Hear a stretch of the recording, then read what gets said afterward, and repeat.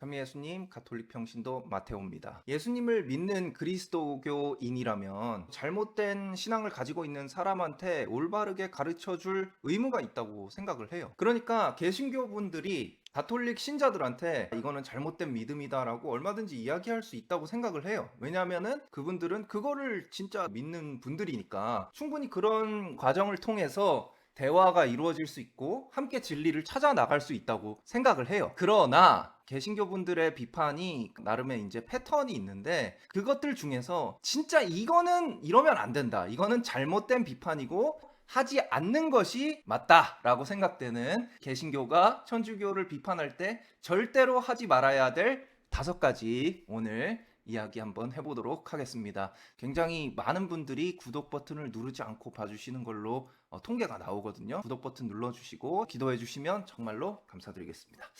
첫 번째, 이런 비판은 안 했으면 좋겠다. 5위, 그것은 성경에 없다 입니다. 그것은 성경에 없다. 조금 더 구체적으로 말하면 성경에 이러한 게 명시적으로 없으니까 그거는 잘못됐다 라는 식의 비판이에요. 뭐 아주 단순하게 말하면은 연옥이 성경에 없다, 성모 마리아한테 기도하는 게 성경에 없다, 교황이라는 말이 성경에 없다, 이런 유형의 비판들인데요. 문제가 있어요. 개신교 교회에서도 성경에 명시적으로 나오지 않는 것들을 믿고 있어요. 예를 들어가지고 어떤 책이 성경인지 어떤 책이 성경이 아닌지와 같은 정경 목록도 그렇고 성령께 직접 기도하는 장면도 성경에 나오지 않거든요. 삼위일체라는 말이 성경에 없잖아요. 하지만 성경에 깔려 있는 여러 가지 그 내용들을 전체적으로 보면은 성경이 삼위일체를 말한다고 할 수 있잖아요. 그것과 마찬가지라고요. 성모 마리아에 대한 기도, 성인들께 하는 기도, 연옥교리 이런 것들도 성경에 전혀 나오지 않고 그런 것이 아니라 성경을 해석하는 관점들이 다르고 성경을 전체적으로 바라보는 시각이 다른 것이기 때문에 이런 식의 비판은 한마디로 전혀 와닿지 않는 그런 비판의 유형이라고 볼 수 있겠습니다. 다음으로 넘어가 볼까요? 4위 보도록 하겠습니다. 4위는 교리적인 내용이라기보다 한 가지 행동 양식이거든요. 이거는 가톨릭 신자도 하면 안 돼요. 개신교 신자도 하면 안 됩니다. 뭐냐면은 그냥 성경 구절을 복사해가지고 딱 붙여놓는 거예요. 가장 흔한 것들 중에 하나가 뭐냐면은 하느님과 사람 사이에 오직 한 분의 중재자가 계시니 예수 그리스도이시다.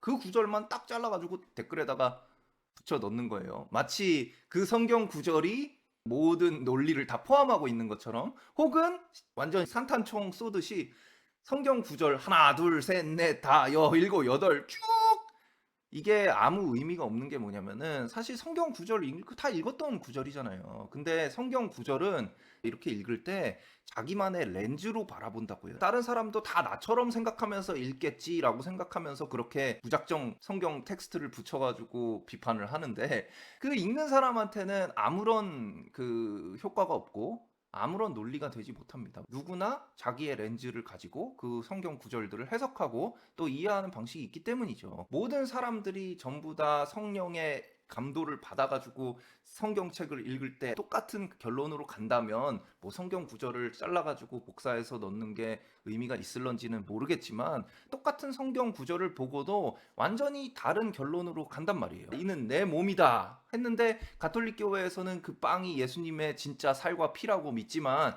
개신교에서는 그것이 상징이라고 하잖아요. 똑같은 걸 보고 똑같이 믿지 못하기 때문에, 그렇기 때문에 예수님께서 세우신 교회가 어느 한 시점이 아니라 2000년 동안 이어져 오면서 어떻게 초대 그리스도교 때부터 지금까지 그런 성경 구절들을 이해해 왔는지를 이해하는 게 더 중요하다는 거죠. 제가 돼지고기를 먹지 말지어다라고 딱 붙인다고 삼겹살 먹는 사람에 대한 어떤 반대가 되는 게 아니잖아요. 주변 내용들을 봐야 되고 어떻게 이 그리스도교 공동체가 그 구절들을 이해해 왔는지를 아는 게 중요하다고요. 4위였습니다. 3위로 넘어가 볼게요. 3위는 성모 마리아에 관한 건데요. 이겁니다, 바로. 성모라고 어떻게 부를 수 있냐? 4위일체를 믿냐? 성부, 성자, 성령, 성모, 4위일체를 믿는 가톨릭 교회다라는 터무니없는 비판인데요. 이런 비판이 없을 것 같죠? 근데 여러 차례 제가 댓글을 통해서 봤었기 때문에 3위로 꼽아봤습니다. 이런 주장의 그 사고는 이거예요. 성부 아버지잖아요. 하느님이시고, 성자 아들이잖아요. 하느님이시고, 성령 하느님이시잖아요. 근데 성모, 그러니까 이 성모도 하느님이라고 우리가 믿는다고 생각을 하는 건지 어쩐지 모르겠지만, 그래서 사위일체를 믿는다고 가톨릭 교회가 이렇게 얘기를 하는 거예요. 근데 가톨릭 교회에서 제대로 된 그 교리 교육을 받은 어떤 누구도 성모님이 마리아가 하느님이라고 믿는 사람은 없고, 만약에 그렇게 믿는다면 크게 잘못된 사고를 하고 있는 사람이겠죠. 그럼 성모는 왜 성자를 붙였냐 이거예요. 그죠? 개신교에서도 성도라고 하잖아요. 성도님들이라고 하잖아. 그리고 가톨릭 교회에서 성수, 성당 그렇게 얘기하잖아요. 성자가 붙었다고 무조건 하느님이 된다고 치면은 세상 모든 성도님들도 하느님이 되어야 맞겠죠. 근데 그 논리가 맞지 않다는 거는 여러분들도 아실 거 아니에요. 비판이라는 것이 의미를 가지려면 상대방이 믿는 것을 비판해야 된다고요. 제가 장로교를 비판할 때는 장로교에 대한 최대한 이해를 해서 그들이 믿는 것을 비판해야 맞지, 그냥 내가 만났던 가장 최악의 장로교인이 가지고 있는 생각을 비판하면 아무 의미가 없잖아요. 가톨릭 교회 같은 경우에는 그래도 비판하시기가 쉬워요. 왜냐하면 공식 교리서가 있고 공식적으로 우리가 믿는 것들이 다 문서화돼서 있기 때문에 그걸 기준으로 이야기를 하시는 것이 맞지, 그냥 뜬금없이 사위일체라든지 뭐 이런 얘기는 아닌 것 같습니다. 2위로 넘어가겠습니다. 이거는 진짜 중요한 건데, 마리아가 하느님의 어머니가 아니라 예수님 육신의 어머니다라는 비판이에요. 이거는 심각한 겁니다. 진짜 많은 분들이, 심지어 목사님들도 이런 발언을 하시더라고요. 그렇게 비판하시는 분들에게 묻고 싶은 게 있어요. 여러분들은 엄마한테 전화할 때 어머니, 엄마 이렇게 하시나요? 아니면 내 육신의 어머니 안녕하세요 이렇게? 나의 영혼은 우리 엄마가 만든 것이 아니고 하느님께서 창조하신 거잖아요. 하지만 우리 엄마는 내 육신의 어머니가 아니라 내 어머니란 말이에요. 마리아께서 예수님을 창조한 예수님의 근원은 아니시지만 온전히 인간이시고 온전히 하느님이신 예수님의 어머니라고요. 예수님 육신의 어머니가 아니고 예수님이 하느님이시기 때문에, 참 하느님이시기 때문에 하느님의 어머니가 되는 거라고요. 예수님을 인간과 하느님으로 나누려고 했던 이런 시도는 이미 4세기, 5세기 그때부터 있었던 이단적 사고 방식이라고요. 마리아는 그리스도의 어머니지 하느님의 어머니가 아니다라고 하면서 주장을 하는 사람들이 있었고, 그런 시도를 했었던 네스토리우스 파가 이미 431년 에페소 공의회에서 이단으로 정죄를 받았어요. 개신교 갈라져 나간 건 1500년 되잖아요. 그때는 교회가 하나밖에 없었다고요. 그러니까 마리아가 하느님의 어머니가 아니고 예수님 육신의 어머니다, 오직 예수님의 어머니다라고 하시는 분들은 431년, 451년도에 이단으로 정죄받았던, 이미 이단으로 판정이 난 네스토리우스 파의 주장을 그대로 하고 있는 거예요. 근데 이렇게 생각할 수 있잖아요. 그게 뭐가 그렇게 중요한데 왜 자꾸 그 하느님의 어머니라는 걸 강조하려고 하냐. 그게 왜냐면 복음하고 관련이 있기 때문에 그래요. 마리아가 오직 예수님 육신의 어머니라면 십자가에 못 박혀서 돌아가신 것도 오직 예수님의 육신이 돼버린다고요. 근데 예수님이 십자가에 못 박혀서 돌아가신 것이 우리에게 구원을 가져다 주는 가장 중요한 사실은 참 하느님이신 예수님이 십자가에서 우리를 위해 목숨을 내어놓으셨다는 거예요. 오직 육신만 태어나고 오직 육신만 돌아가신 것도 아니고 완전한 하느님이시고 완전한 인간이신 하느님이 태어났고